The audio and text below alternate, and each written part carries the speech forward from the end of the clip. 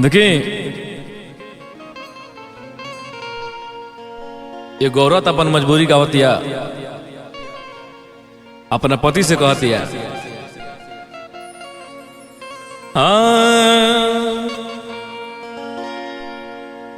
राह चलीला तो टोकेला सोनार सैया जी राह चलीला तो टोकेला सोनार सैया जी काहे नथिया गढ़वाला उधार सैया जी काहे नथिया गढ़वाला उधार सैया जी राह चलीला तो टोकेला सोनार सैया जी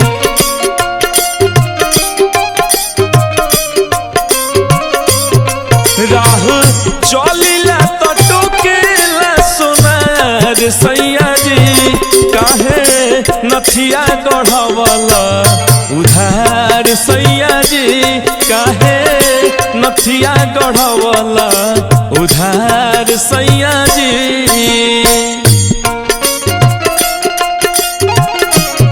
क्या बात है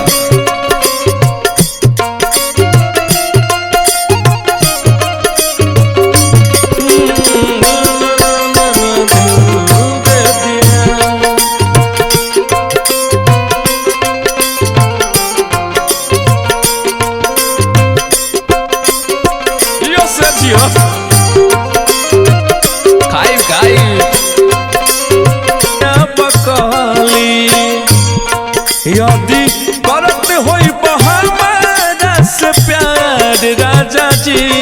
यदि करत होई हमारा से प्यार राजा जी आज जाके चुका दो उधार सैया जी काहे नथिया गढ़वाला उधार सैया जी।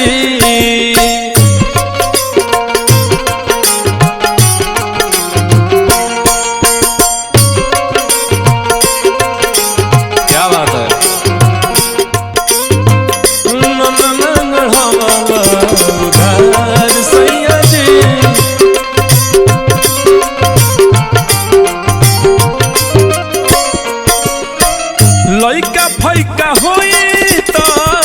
चल जई हो बहारा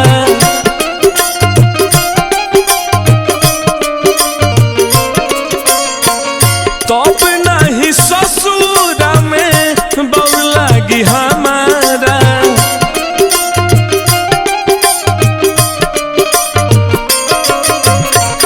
लइका फैका होई तो चल जई हो बहारा तब नहीं ससुरा में बउर लगी हमारा अब कबो नहीं लई हो उधार राजा जी अब कबो नहीं लई हो उधार राजा जी आज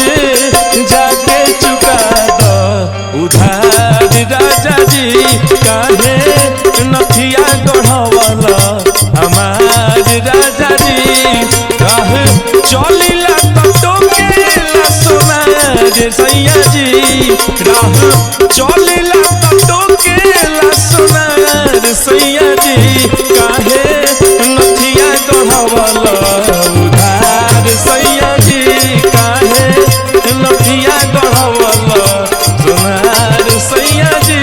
काहे नथिया गढ़वाला उधार सैया जी काहे नथिया गढ़वाला उधार सैया जी।